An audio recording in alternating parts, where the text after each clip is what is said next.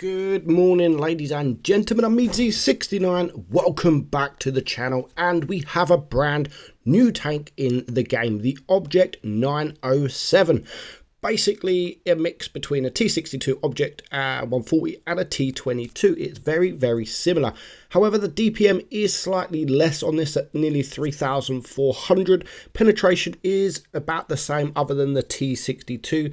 It does have the 310 alpha. And the reload is slightly more on this than the other three tanks. Now, the shell velocity is the same as the T22.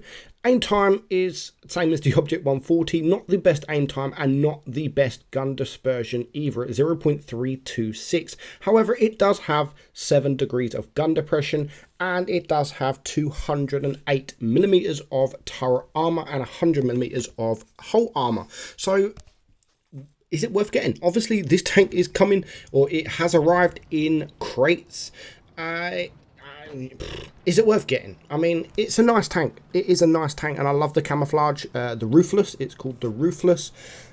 But honestly, guys, if you've got a T62 or a T22, this tank really isn't worth it. I mean, it is a nice tank. I really have enjoyed playing it, although it took me a while to get the footage just because the teams, oh my god, the teams are terrible. I haven't really played for a while. Obviously, I'm on my break, and Wargaming gave us these tanks, so I've just taken a little bit of time out to make this footage, along with some footage of the 50 TP prototype, which is coming in a few days' time. So it took me a long time to get this footage, literally a few hours I was playing just to get a couple of battles.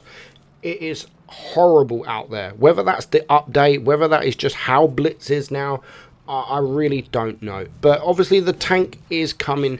It is there in crates. They will be expensive. I don't know exactly the cost at the moment, but you guys will know that by the time you are watching this video. Honestly, just go and get the T62A. The T62A is better than this in every single way.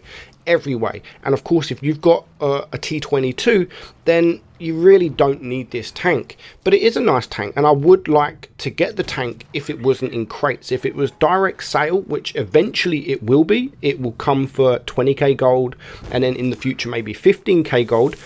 I think it's nice because Wargaming sort of really overcooked the T22, and they very rarely bring the T22 back for sale. I believe this will be your opportunity if, like, you've never got the T22.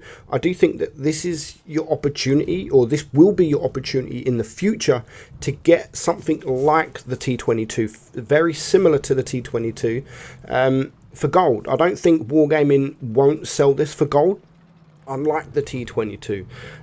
But having said that, it's even 20k gold, to be honest. If you do have the T22 medium and the 2 tech tree tanks, then yeah, I suppose it really isn't worth buying. It's a nice looking tank, and as I said, I enjoy playing it. I really do enjoy playing it, but it does have its downfalls. I mean, the accuracy for me just seems not good at all. I miss a lot of my shots, a hell of a lot of my shots, and I believe some of them should actually go in. Some is my fault, but I think some should go in, and maybe that's because I'm used to playing the T62A, and which is the best, the most accurate gun in the game. But I think that just for me, it's just something missing. I don't know. It does have the higher speed as well. It goes a little bit quicker than the other tanks, which is quite cool. You can get around there a lot quicker.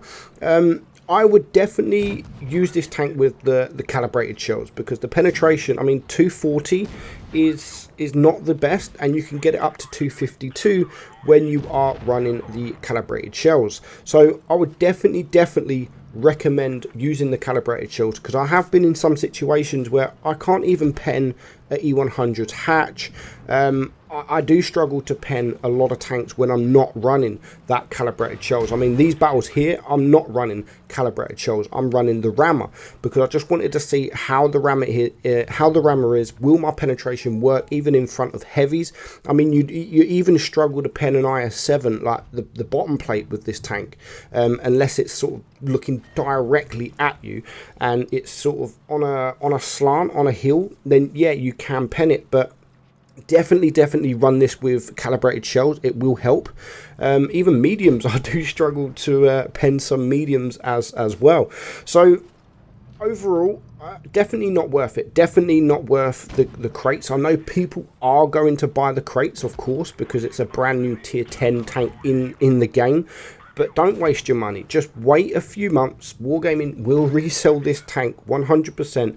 It really isn't worth spending all that money on a tank that you might not even get, because it really is not worth the crates. 15k gold, yeah, I would say it is worth it.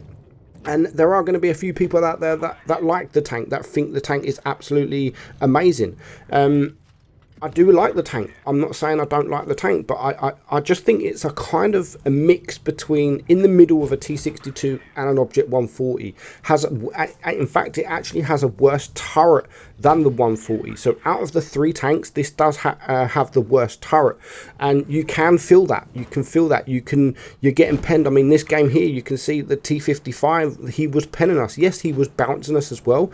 You can get bounces in this thing. I'm not saying you can't. Of course, you can get bounces in this thing. If you can face hug people and you can wiggle side to side, you will get bounces in this thing, but you can't really rely on those bounces. So this game here, I mean, we don't do the best. We're on 2.4k damage. We're 5 kill. We're on there's 5 of us left alive against 4, but I'm very low hit points, and you can see just the penetration here.